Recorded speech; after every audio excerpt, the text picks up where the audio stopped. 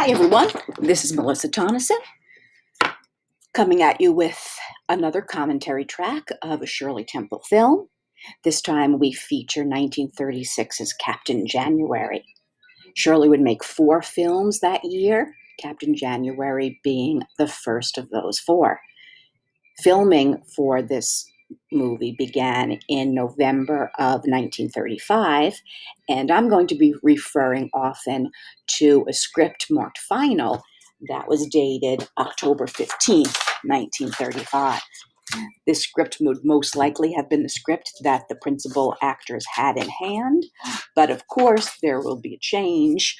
There will be changes between the script and then the film as it ended up being when it was released. That always happens. A moment ago, we saw that the film was based on a story by Laura E. Richards. Laura E. Richards was a prolific author of over 90 books, which included novels, children's books, biography, and poetry. Something interesting I found out about Laura E. Richards is that she was born in Boston, and her father was the founder of the Perkins School for the Blind. If anyone knows the story of Helen Keller, you might recognize that her teacher, Annie Sullivan, who of course was an instrumental part of Helen Keller's life and later success, was a graduate of the Perkins School for the Blind, came directly from that school to work with Helen Keller. From what I could see, although I haven't read the entirety of Laura E. Richards' novel, Captain January, much of it is faithful, much of this film is faithful to the source material. But of course, it being a Shirley Temple film, it was always tailored to the considerable talents of its star. And thus we have the film opening up with a delightful number. This one is called Early Bird. In the script, it's called a Fred Astaire number. It's not given this title. And the parrot, the one that we saw just a few minutes ago, said, "Shiver my timbers," instead of just cooing as he did. They're surely using a shoehorn. I know I had one as a child. Does anyone use them anymore? Haven't seen them in a long time. Shirley is wearing what I call tap pants, a cross between shorts and underwear.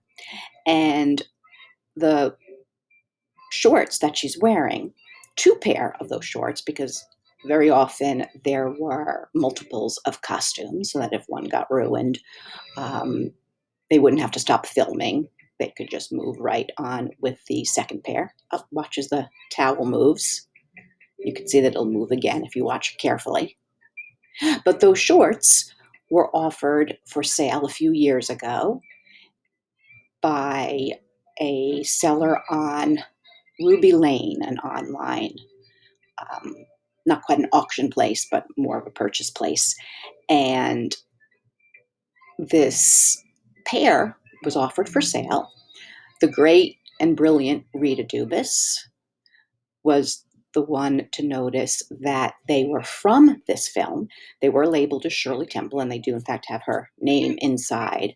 The label is inside the shorts themselves, but she was able to identify them as coming from this film, matching the pleats, the buttons, and those little side ties that you saw. There were 2 pair offered for sale. Both she and I were able to acquire one, and now we both have early bird pants in our collection. That's pretty cool. Now, before this scene, between the dance scene and this scene, there was to be an extended sequence where Star and Captain January go up to the light in the lighthouse. They talk about it being her birthday, and she's asking him if he has a present for her. And she says, "You always give me a present." He says, "I always give you a spank for every year, too. Will you have that?" Shirley quickly sits down and says no, she'll feel tougher after breakfast. That would be a better time for her to have a spanking. And then they sit down on this resting step, and there are pictures to support that that scene was indeed filmed. And January tells Star that it was 4 years ago today that he fished her out of the water, and they don't know exactly how old she is. And Star says, maybe I'm 30. Maybe, but it's highly improbable, says Captain January. They look out the window, and Captain January tells her about how we had to wring her out and hang you up to dry. And she asks, how many miles did you swim towing in the lifeboat with me in your teeth? Captain January says, no, I had the tow rope in my teeth, not you. That refers to a part that happened just a few minutes ago where Star says, it's a good thing we found this trunk with my mother's album in it. Did you swim with that in your teeth too? And he says, no, it just washed ashore. That's what that referenced. Continuing in the script, they polish up the light, and then they start down the stairs to have breakfast, to pick up where the film begins. And Shirley, as Star asks for a piggyback, January squats down and Star climbs on his back and says, you're getting to be pretty big, to be a pretty big girl for a piggyback. And Star says, I gotta have a toe cap. I blew myself out coming up. And then it starts with the scene with the photo album. There are pictures to show that the piggyback sequence was filmed. Stills exist of that. So we know that that was, in fact, going to be part of the movie before it ended up on the cutting room floor. Then the script continues on with this scene where she comes into the shop, talks to the shopkeeper, and then, of course, ends up performing the delightful Codfish Bowl number, which we'll see in just a minute. The Codfish Bowl number in the script was referred to as just a sailor number, and in the script, it was going to be a song about a sailor, played by Shirley, who has a girl in every port. Kind of unusual. And Shirley was to sing lines in different languages, and there were supposed to be lines about other countries, including China and Hawaii. Let's take a listen to At the Codfish Ball. All the fishes still alive are having a ball. It's about there, they'll all be there from the herring to the whale. They'll turn out to shake a scale in Neptune's hall. Come along and follow me to the bottom of the sea. We'll join in the jamboree at the Codfish Ball. Lobsters dancing in a row, shuffle up to Buffalo. Jellyfish sway to and fro at the Codfish Ball. Sim and Hattie lead the eel through an Irish reel. The catfish is a dancing man, but he can't like the sardine can. To his drunky left and right, many mooching what a night. There won't be a hook in sight at the Codfish Ball. Dancing with Shirley is Buddy Epson. Buddy Epson was a dancer in film from the mid-1930s on, would then go on to make his name known in television with roles as Jed Clampett in the Beverly Hillbillies and then Barnaby Jones. Originally, he was a Broadway and vaudeville act with his sister Vilma, and then came to Hollywood. In 1938, he was offered the role of first the Scarecrow in 1939's The Wizard of Oz. You can see from his kind of eccentric dancing, even in this number, that he would have made a pretty good Scarecrow. But Ray Bolger really wanted that role. He also had that limber, flexible type of dancing, and Buddy Ebsen was happy to trade places with him. Happy, that is, until, as the Tin Man, Buddy Ebsen became allergic to the aluminum dust used and ended up in an iron lung and was not able to finish the film. His voice, however, can still be heard on the soundtrack in the group numbers of We're Off to See the Wizard. Now, Shirley herself writes about the Codfish Ball in her 1988 autobiography. Then came an athletic dancing experience with lithe, long-legged Buddy Ebsen over a 50-yard obstacle course.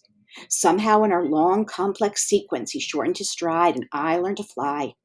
Up and down stairs we went, threading our way among bushel baskets of lobsters, threading up and down off an old rain barrel, all the while wearing unstressed expressions and singing lyrics to At the Codfish Ball. The barrel was a problem. I couldn't jump that high. Ebsen solved it by holding me cheek to cheek with my feet dangling and then vaulting up himself. As he later jokingly told me about those times, he had fallen arches and was wearing steel supports in his shoes. My weight fastened at his neck must have been all that he could handle.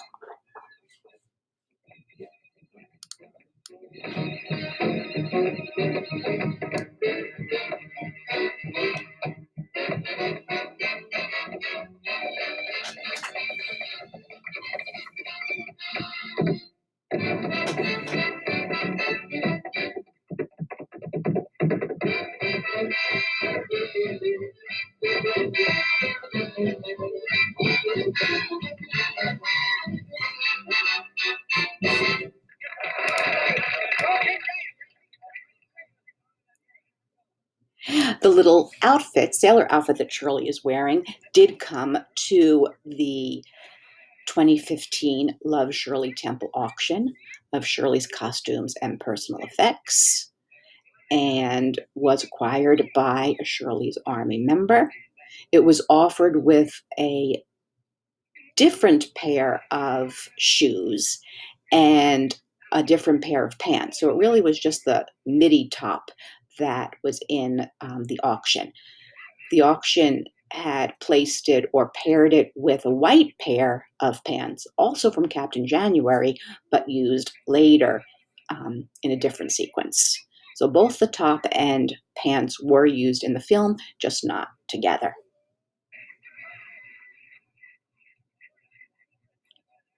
Standing on the school steps, we have school teacher Mary, played by June Lang, and we have the new truant officer, played by Sarah Hayden. Sarah Hayden would also appear with Shirley in her next film, 1936's Poor Little Rich Girl, as another unsympathetic character, but not quite as villainous as she is in Captain January. Although Sarah Hayden played less than sweet characters in both of Shirley's movies, she was known for her very sweet portrayal of Aunt Millie in most of the Andy Hardy movies, the series from the mid-1930s into the 40s that starred Mickey Rooney as the title character. Now in the script, this sequence remains pretty much the same, the interchange between Shirley and Mrs. Morgan, but she ends up swallowing her lollipop, and she hopes that it lasts as long in her stomach as it would if she was sucking on it.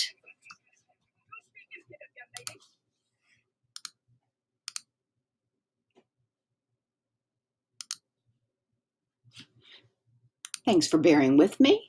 On occasion, I will pause the film to get my bearings and check my notes. Here we have the truant officer making disparaging remarks about Captain January. That, of course, does not sit well with Shirley. And later on, Mrs. Morgan will make good on her promise to visit the captain and straighten this out. Find out why this little girl was not in school as she believes that she should be.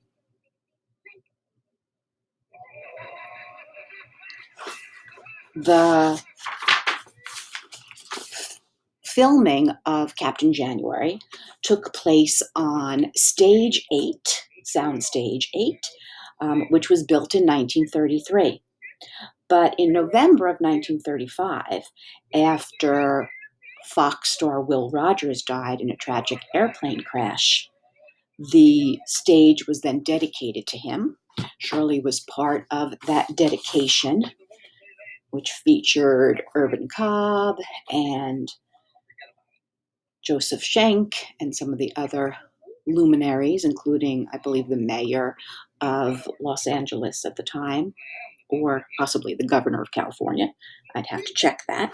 But there was a ceremony where the plaque with his name on it was unveiled, and Shirley was part of it. The other people spoke, and I see it was California Governor Frank Merriam who was there, not the mayor. Also, there was Nevada Senator Pat McCarran and Joseph Schenck, as I mentioned, head of Fox. And they had a ceremony. The curtain was pulled, and Shirley was told to say something.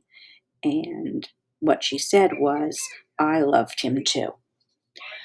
That plaque dedicating Soundstage 8 to Will Rogers remains there to this day. Soundstage 8 was also where Shirley filmed, among other things, The Little Princess. Here we have Ichabod Crane, the gift from Captain Nasro to Shirley on her birthday. In her autobiography, Shirley writes, "As a companion to the lonely lighthouse inspector Slim Somerville, there appeared a spindle-legged crane standing 4 feet tall, costumed with a huge bow ribbon tied around the top of its towering neck. It was standing quietly when I came up from behind, reached to feel its tail feathers, and asked aloud, 'Do you remember me?' Swiveling its neck, the crane reached its long sliver of a bill toward my face, tumbling me backward in surprise. 'Why should the crane remember you?' asked Somerville, helping me up. 'A crane?' I asked. 'I thought it was a stork.' The bird did not seem to share my humor. Turning in a dainty circle, it took a long step toward me, and naturally I dodged backward out of range. 'They always go for the eyes,' muttered Jonesy the prop man. 'Keep your distance.' To resolve my problem, or was it the birds, the prop man tried stretching himself prone out of camera's view, holding the bird's feet stationary. He got pecked at for his ingenuity, and wound up hammering flatbed nails through the webbing of the crane's feet, anchoring it to a floorboard. Emphasizing that it was actually painless for the bird, the director pledged everyone to silence about the solution. It worked. We finished the shot, and someone wrenched the nails out with a claw hammer. The crane must have felt fine, because in the next scene it danced an unconcerned jig to Somerville's harmonica. But someone had snitched. Late that afternoon, onto the set bustled an official from the local Humane Society. I heard no one admit what had happened, and certainly the crane made no complaint. The perforations in his feet were invisible from a distance, and each time the woman tried for a closer inspection, the crane pecked at her too. All the time I averted eye contact with the woman. She never asked me anything, and therefore I was not obliged to lie." Now, in David Butler's biography, which includes interviews with him, he says that the crane actually reached its bill out and grabbed her by the nose. "We couldn't get it to open its bill. We had nailed the crane's foot to hold him down so he wouldn't back out when Shirley ran in. Then we got the close shot when she ran downstairs, and then the crane grabbed her nose. We had an awful time. They had to get chloroform and everything else to let it go." I think Shirley would have written about that if it actually had happened, because a crane biting your nose is pretty memorable. Here we have the doll that Shirley receives as a present from Captain January. And earlier in the film, after Shirley leaves to go into town, there was supposed to have been a scene where he takes the doll out and finishes whittling on it in preparation for this. Now, she calls it Mother in the film, but if it were an ordinary doll, she would name it Susie after his mermaid tattoo. In the script, there's no mention of it being called Mother. It's just Susie. Many of Shirley's personal effects, dolls, costumes, childhood memorabilia pieces, came to auction in 2015, but this particular piece, the Mother doll, did not. We, meaning collectors and members of Shirley's army, thought it was lost to history when a few years later, maybe just 1 year later, a person found the Facebook page of Shirley's Army, said that she was in possession of the doll, having acquired it from a prop man who worked on Captain January and then took it home afterwards, which apparently was something that was done relatively often in those days. And she had been in possession of it for a while and was willing to part with it. At the time, a Shirley's Army member purchased it, cared for it in her collection, and then not long ago passed it on to another Shirley's Army member who is now the caretaker of that wonderful piece of movie history.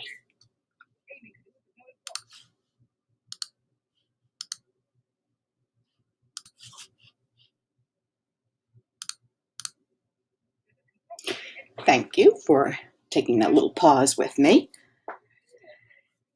In this scene, we have Mrs. Morgan being true to her word and confronting Captain January about what she considers the inappropriate upbringing of his charge, which of course is Star. We find out in just a little while from Slim Somerville, here playing Captain Nazaro, that she was never really formally adopted and that Captain January probably didn't work all that hard to locate any of Star's family because he wanted to keep her and raise her as his own.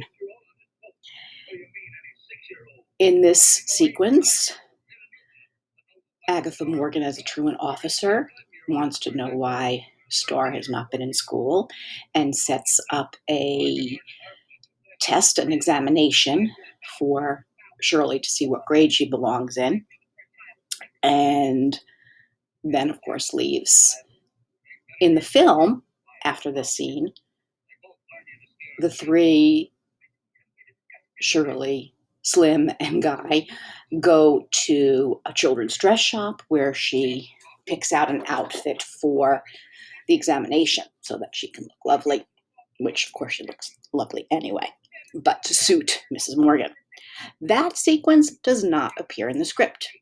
What does appear in the script is an extended set of sequences, which were filmed because film publicity stills and regular stills, footage stills exist to show that they were filmed, and were quite interesting to read about.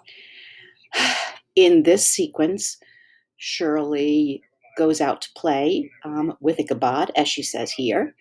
In the script, she tries to get the crane to dance and she whistles. Crane isn't really responding, so she comes back in and gets the Victrola, brings it out and plays the Charleston and the black bottom for the crane, but the crane can only do its shoulder shaking, wing flapping dance that it did earlier. Shirley, as Star, says that that's a shame that he couldn't do any other dances because the crane has such nice long legs.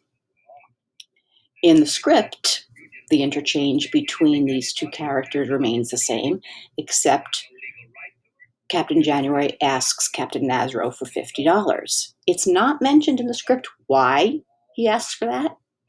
I can presume it has something to do with purchasing things for Shirley's examination as laid out in the movie, but in the script it does not explain that in any more detail.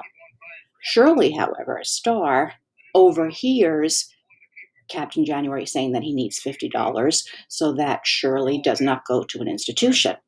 That then prompts the next scene where Shirley is seen with Paul, the character played by Buddy Epson, down at the dock, and he has just gotten a fresh catch of lobsters. Shirley is described as wearing an oilskin southwester, a little slicker, and a hat. And she is talking with him and asks him to give her some of the baby lobsters. He wants to know what she's going to do with them, and she says it's a secret even from Cap, mostly from Cap. Then we see her with the basket slung over her arm, and there are pictures to show that this was filmed, calling out lobsters, nice baby lobsters, good to eat. She goes up to a door, and there's a picture that shows that this part was filmed, where a kindly middle-aged woman answers the knock. Shirley asks if she's the star of the house and sells her a lobster. She goes to the next home, where a boy of about 9, he's referred to as Cyril Morgan, and we'll meet him later, is sitting on the steps. Star starts up, but the boy moves into her path. Star tries the other side of the steps, but Cyril again shifts his position. Cyril says nastily, "You can't go up. My mother ain't home and my aunt don't like peddlers. What have you got there?" "Lobsters," says Star. And she takes a lobster and practically sticks it in Cyril's face. And there is a picture out there that shows that that was filmed. And he jumps back, and Shirley scoots past him to get up to the door. "You think you're smart, don't you?" calls Cyril. She knocks at the door, and who should come out but Agatha Morgan, the truant officer. As she recognized Mrs. Morgan, the script says, her eyes widen with fright. She drops the lobster and starts running down the steps. The boy tries to block her way. "Gangway," she calls, and she dashes along the street. In the film, just as in the script, this scene follows, where Captain January goes to ask Eliza Croft, the town widow, who has already been well established, has a crush on him, for the $50 so that he can buy the outfit for Star. Although the outfit for Star is not really specifically mentioned in the script. So this interchange remains about the same, but as they are talking and he is trying to work up the courage to ask her for the money, there is a scene that was filmed because, again, pictures exist of it, that did not end up. Pretty glad that this didn't end up in the final film. Star is strolling along a side street, and suddenly she stops and looks in with interest at a tattoo shop. And she presses her nose against the window pane and eagerly studies the designs. Then she looks at her money that she has collected from selling her lobsters, the ones that are the money that's supposed to go to January, and she falters, steps away, and then turns back and goes inside. Inside, she meets someone referred to as the Old East Indian, played by the actor by the name of Carradine. And he asks her what she wants, and she picks up a tattoo stencil. Again, there's a picture of that. And she says she wants to get tattooed. And when she says she's got money, the East Indian becomes interested, and she shows him the quarters. There's a bit more dialogue about which one she should get, and the East Indian holds up the design of a sea serpent, and Star says, "Yes, that's lovely. Can I make it wiggle?" She wiggles her arm muscles just as she's seen the captain do, which he did earlier in the film where they were having what I call the Battle of the Tattoos. The East Indian said it will wiggle fine on your back. And there's a note in the script. It's all right to have the East Indian talk about Star's back or chest for suspense, but it would be distasteful with this type of man to have him disarrange her clothes in any way. You think? Star says that she'd rather have it on her arm so that she could see it too. At that point, they talk a little bit more about it, and then Nasro and January are coming back down the street, see her in there, and tell her to steer a straight course for home. And then they turn with rage towards the East Indian, and they end up taking one of his tattoo needles and sticking it in his rear. We're going to stop there, and I'll be back with the next part of the commentary track for Captain January. See you then.